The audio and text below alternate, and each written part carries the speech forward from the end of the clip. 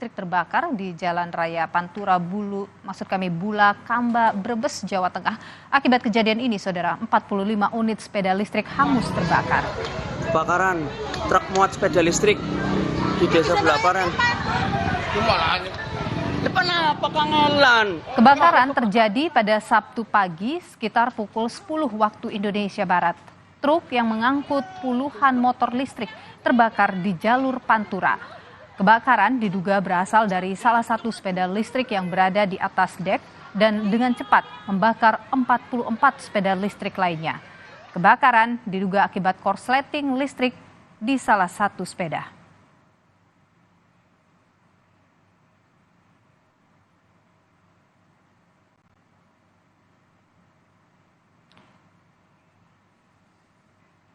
Ini adalah gambar amatir, saudara, kebakaran yang terjadi yang menghanguskan 44 sepeda listrik.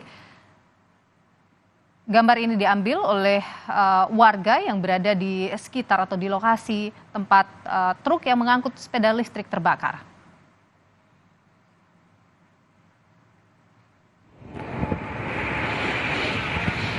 Upaya pemadaman dilakukan oleh tim damkar dari Pemkab Brebes dan selama proses pemadaman salah satu lajur kendaraan sempat ditutup sementara dan kendaraan dari arah barat dialihkan ke jalur sebelahnya.